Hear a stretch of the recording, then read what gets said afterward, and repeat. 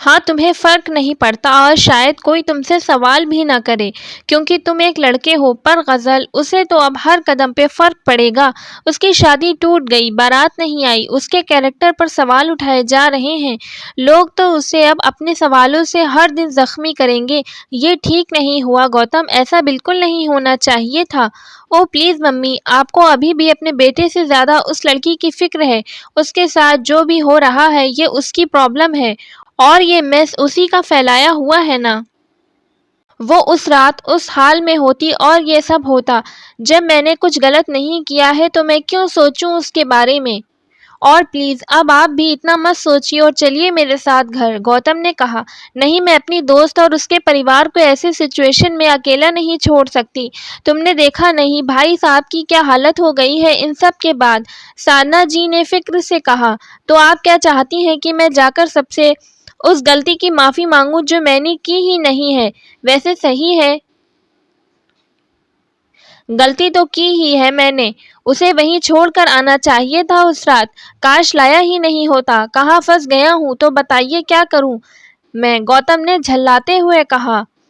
غزل سے شادی کر لو گوتم، آج ابھی اور اسی منڈپ میں، سب کے منہ بند ہو جائیں گے، سب ٹھیک ہو جائے گا اور غزل پر بھی کوئی انگلی نہیں اٹھا سکے گا۔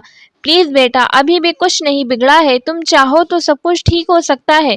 سادھنا جی نے اس کا ہاتھ اپنے ہاتھوں میں لیتے ہوئے امید سے کہا۔ واٹ؟ کیا کہا آپ نے؟ Are you crazy? مطلب آپ چاہتی ہیں کہ میں اپنے اوپر لگے اس گھٹیا الزام کو سچ ثابت کر دوں، اور وہ بھی اس لڑکی سے شادی کر کے جو کسی اور سے پیار کرتی ہے؟ آپ کو پتہ بھی ہے کہ آپ نے ابھی کہا کیا ہے؟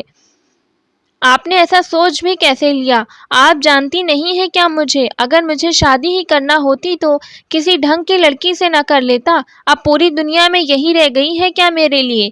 مجھے جلانے کے لیے میرا خود کا غم ہی کافی ہے۔ میں ایک اور دل جلے کو اپنی زندگی میں شامل نہیں کر سکتا۔ امپاسبل۔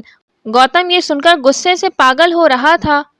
گوتم ایک بار ٹھنڈے دماغ سے سوچ لو بیٹا، اتنی جلدی کوئی فیصلہ مت کرو، چاہو تو تھوڑا ٹائم لے لو۔ ممی پلیز، بہتر ہوگا اب آپ اس بات کو یہیں ختم کر دیجئے اور میرے ساتھ گھر چلیے، آلریڈی بہت تماشا ہو چکا ہے، جائیے اور اپنا سامان پیک کر کے مجھے فون کریے گا، میں آپ کا یہیں ویٹ کر رہا ہوں۔ گوتم نے غصے سے کہا تو سادھنا جی آگے اس سے اور کچھ نہ کہہ سکیں، وہ اس کی ضد کو جانتی تھیں اور یہ بھی کہ اس وقت وہ کوئی بات نہیں مانے گا۔ وہ اس سے بنا کچھ کہے چپ چاپ اندر چلی گئیں۔ سادھنا جی کی باتیں اور ان کا یوں ناراض ہو کر خاموشی سے چلے جانا گوتم کو اور غصہ دلا رہا تھا۔ وہ اس وقت خود کو نارمل کرنے کے لیے وہیں پڑی ایک چیئر پر بیٹھ گیا اور اس پہ پیٹھ ٹکا کر اپنی آنکھیں بند کر لیں۔ آکاش کی اعتباری نے غزل کو توڑ کر رکھ دیا تھا، وہ رہ کر اس دن کو کوس رہی تھی جب اس نے ڈسک جانے کا پلان بنایا تھا۔ وہ آنکھوں میں آنسو لیے اپنے روم کی کھڑکی کے پاس آ کر کھڑی ہو گئی اور اپنی خالی آنکھوں سے باہر دیکھنے لگی کہ تبھی اس کی نظر لان میں بیٹھے ہوئے گوتم پر پڑی اور اسے وہاں سکون سے آنکھیں بند کیے ہوئے بیٹھا دیکھ کر غزل کا خون کھول اٹھا۔ اس نے اپنی آنکھوں میں آئے آنسوؤں کو بے رحمی سے رگڑا اور اس طرف چل پڑی جہاں گوتم بیٹھا تھا۔ دوسروں کی زندگی کو تباہ اور برباد کر کے کتنے سکون سے بیٹھے ہیں نا آپ۔ میں پوچھتی ہوں آخر ایسی بھی کیا دشمنی تھی آپ کو مجھ سے جو اتنی گری ہوئی اور گھٹیا حرکت کرنے پہ اتر آئے؟ غزل نے غصے سے گوتم کا گریبان پکڑ کے اسے ہلاتے ہوئے کہا تو اس نے ایک دم سے آنکھیں کھول دیں اور غزل کو خود سے دور دھکیل کر اٹھ کھڑا ہوا۔ ڈونٹ یو ڈیئر، خبردار جو مجھ سے دوبارہ کبھی اس لہجے میں بات کی تو ہو کون تم؟ ہاں، اور اتنی اوقات نہیں ہے تمہاری جو میں تم جیسی لڑکی سے بدلہ لوں گا؟ اور کس بات کا بدلہ؟ ہاں، تمہیں لگتا ہے کہ وہ تمہاری گھٹیا باتیں مجھ پر اتنا اثر رکھتی ہیں کہ میں تم سے بدلہ لینے نکل پڑوں گا؟ بہتر ہوگا ابھی اس وقت میرے سامنے سے دفع ہو جاؤ، اس سے پہلے کہ میرا سارا فرسٹریشن تم پر نکل جائے۔ گوتم نے اس کی آنکھوں میں آنکھیں ڈالتے ہوئے کہا۔ ارے میری چھوڑیے، اوقات تو آج آپ نے اپنی دکھائی ہے، دکھا دیا نا کہ آپ کتنے گرے ہوئے ہیں۔ جب آپ مجھ سے باتوں سے نہیں جیت سکے تو یہ طریقہ اپنایا ہے مجھے نیچا دکھانے کا۔ اب سمجھ آیا کہ مجھے کہ اس رات کی کوئی بات مجھے یاد کیوں نہیں آ رہی ہے، کیونکہ آپ نے اپنا بدلہ لینے کے لیے میرے ڈرنک میں ڈرگس ملوائی تھی اور میرے قریب آ کر وہ فوٹوز کلک کروائیں تاکہ آج کے دن یہ سب کر کے مجھے بدنام کر سکیں۔ اس دن میرے کیریکٹر پر سوال اٹھا رہے تھے نا، مجھے نہیں پتا تھا کہ آپ اتنے گھٹیا اور واہیات ہوں گے مسٹر تلوار، غزل نے اس پر چیختے ہوئے کہا۔ انف، میں بول نہیں رہا ہوں، اس کا مطلب یہ نہیں ہے کہ تم کچھ بھی بکواس کرتی جاؤ گی۔ مجھے اگر تم سے بدلہ لینا ہی ہوتا تو اسی دن اسی وقت لے لیتا جب وہ لڑکے تمہیں لے کر جا رہے تھے، چھوڑ دیتا انہیں تمہیں نوچنے کے لیے، سمجھی تم؟ میں نے ایسا کچھ بھی نہیں کیا ہے اور تم اتنی امپورٹنٹ نہیں ہو کہ تم سے بدلہ لیتا پھروں گا میں، گوتم نے بھی غصے سے کہا۔ یہ بھی آپ کی ایک چال ہی رہی ہوگی تاکہ آپ آج کے دن یہ سب کر سکے، اور میں کیا ہوں کیا نہیں یہ اب آپ کو بہت جلد ہی پتہ چل جائے گا۔ میں کل ہی پولیس میں جاؤں گی اور آپ کے خلاف کمپلین فائل کرواؤں گی۔ آپ میری عزت اچھالنے چلے تھے نا، میری تو زندگی بدنام ہی ہونی تھی، ہو چکی، پر یاد رکھنا مسٹر گوتم تلوار، آپ کو میں نے آپ کی اوقات نہ دکھا دی تو میرا نام بھی غزل نہیں۔ ایسا پھنساؤں گی آپ کو اس کیس میں کہ آپ کہیں منہ دکھانے کے لائق نہیں رہیں گے، آپ کی زندگی نرک بنا دوں گی، ریپ اٹیمپٹ کے چارج لگواؤں گی آپ کے اوپر۔ مجھے تو جتنا بدنام ہونا تھا ہو چکا، اب آپ کی باری ہے۔ آپ کا نام، شہرت، رتبہ سب مٹی کر دوں گی۔ زندگی بھر آپ اس لمحے کو کوسیں گے جس لمحے آپ نے میرے ساتھ یہ سب کرنے کا سوچا تھا۔ ایک لڑکی سے جیتنے کا یہ طریقہ آپ کی نامردانگی ثبوت ہے۔ زہر بھرا پڑا ہے آپ کے اندر، صرف زہر، غزل نے غصے سے چیختے ہوئے کہا۔ غزل کی باتوں نے گوتم کو غصے اور ضد سے بھر دیا۔ انجانے میں ہی اس نے گوتم کے میل ایگو کو ہرٹ کر دیا تھا۔ اس نے غصے سے غزل کو باہوں سے کھینچتے ہوئے ایک جھٹکے میں اپنے قریب کیا اور اس کی آنکھوں میں دیکھ کر بولا، اوقات تو تمہیں اب میں تمہاری دکھاؤں گا۔ ابھی تک تو میں نے سچ میں تمہارے ساتھ کچھ بھی نہیں کیا تھا تم سے بدلہ لینے کے لیے، پر اب جو کروں گا تم ساری زندگی اس لمحے پر پچھتاؤ گی۔ زہر بھرا ہے نا میرے اندر، اب یہ زہر ہر دن تمہاری رگوں میں اترے گا۔ تم زندہ تو رہو گی پر جیو گی نہیں۔ زندگی کس کی نرک بنے گی یہ تم اب دیکھو گی۔ تو غزل، گوتم تلوار، گوتم نے اس کی آنکھوں میں آنکھیں ڈال کر ایک گہرے انداز میں کہا اور اگلے ہی لمحے اسے پیچھے دھکیل کر تیز قدموں سے اندر کی طرف بڑھ گیا، اور غزل بس آنکھیں پھاڑے حیران سی ہو کر اس کی باتوں کا مطلب سمجھتے ہوئے وہاں بت بن کر تھم سے بیٹھ گئی۔ راہ کے پتھر کو چکناچور ہونا چاہیے، وار چاہے ایک ہو بھرپور ہونا چاہیے، صرف اتنا ہی نہیں کہ وہ ہار اپنی مان لے، وہ ہمارے سامنے مجبور ہونا چاہیے۔ سوچتے ہوئے گوتم واپس اسی کمرے میں موجود تھا جہاں سادھنا جی کے ساتھ ساتھ باقی لوگ بھی موجود تھے، تو ایک بار پھر سب کی نگاہیں اس کی طرف اٹھ گئیں۔ اس نے ایک گہری سانس لے کر اپنے غصے کو دبایا اور آ کر غزل کے پاپا کے پاس بیٹھ گیا۔ اسے یوں اپنے قریب بیٹھا دیکھ کر انہوں نے اپنا چہرہ دوسری طرف گھما لیا۔ وہ اس سے اپنی بے بسی چھپا رہے تھے یا ناراض تھے، کہہ پانا مشکل تھا۔ وہیں دوسری طرف سادھنا جی گوتم کے اس موو کو سمجھنے کی کوشش کر رہی تھیں۔ انکل، مجھے آج یہ جو کچھ ہوا ہے نہیں ہونا چاہیے تھا، نہیں پتا یہ سب کس نے اور کیوں کیا ہے، پر اتنا میں آپ کو کہہ سکتا ہوں کہ میرا آپ کی بیٹی سے کبھی بھی کوئی بھی رشتہ نہیں رہا ہے۔ میں نے ایسا کچھ بھی نہیں کیا ہے جس سے میری ممی کو یا مجھے کسی کے سامنے شرمندہ ہونا پڑے۔ گوتم نے پورے اعتماد سے کہا تو سب اس کے چہرے کو دیکھنے لگے۔ وہیں غزل کے پاپا ملے جی کے آنسو کونوں سے نکل کر ان کے گالوں پر لڑھک آئے۔ انہوں نے گھوم کر اس کی طرف دیکھا اور کہا، اب ان سب باتوں کا کوئی فائدہ نہیں ہے، جو ہونا تھا وہ ہو چکا ہے۔ میری بیٹی کی عزت تمہارے نام کے ساتھ جوڑ کر دنیا میں اچھال دی گئی ہے، اب اس میں تمہاری غلطی ہے یا نہیں؟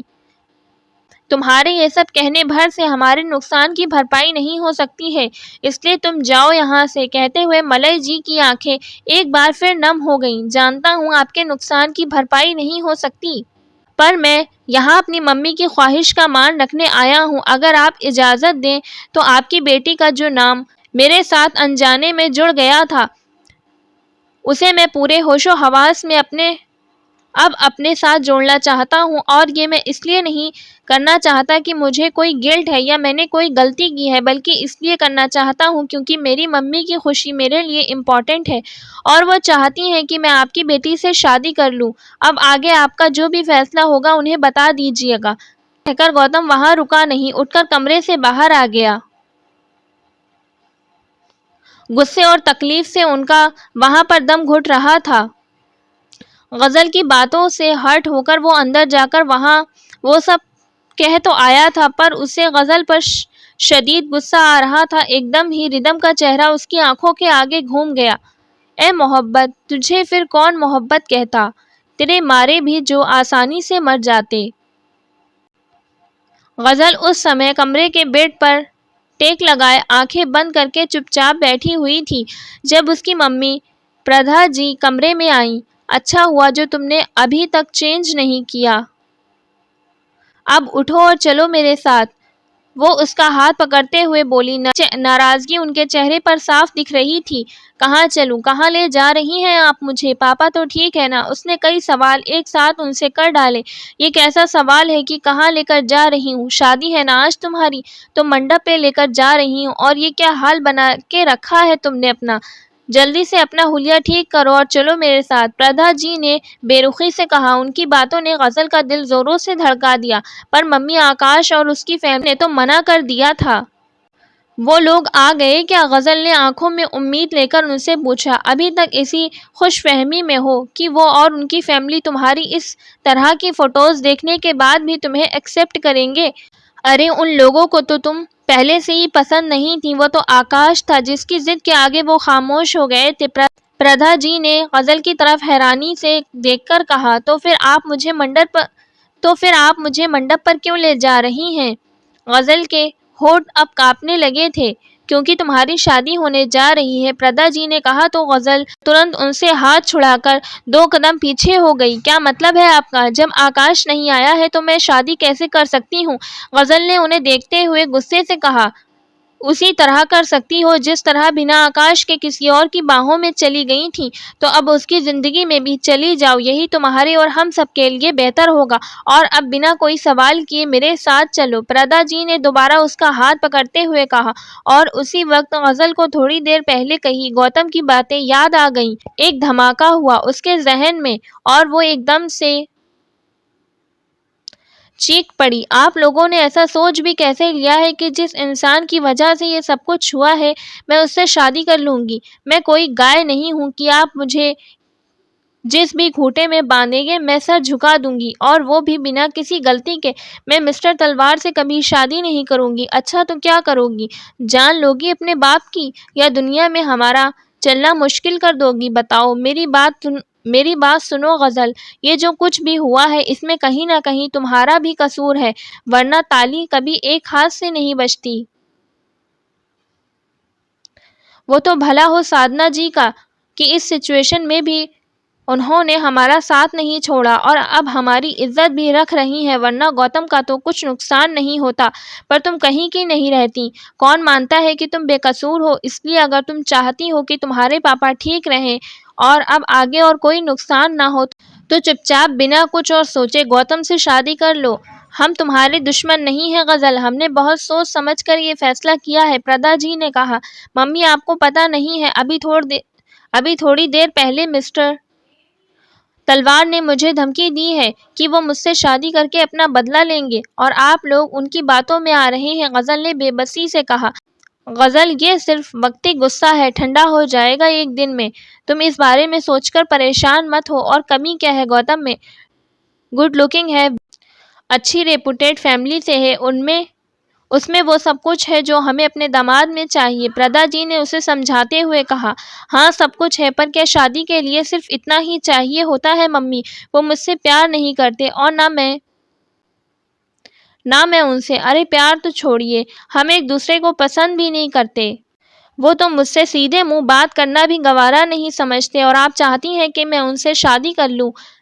پلیز میرے ساتھ ایسا مت کریے، میں ان سے شادی نہیں کر سکتی۔ کہتے ہوئے غزل رو پڑی۔ ٹھیک ہے، اگر تمہاری یہی مرضی ہے تو مت کرو تم شادی، پر اگر تمہارے پاپا کو کچھ بھی ہوا تو میں زندگی بھر تمہیں معاف نہیں کروں گی، یاد رکھنا۔ کہتے ہوئے پردا جی کمرے سے باہر جانے لگیں تو غزل نے آگے بڑھ کر ان کا ہاتھ پکڑ لیا اور نظریں جھکا کر کھڑی ہو گئی۔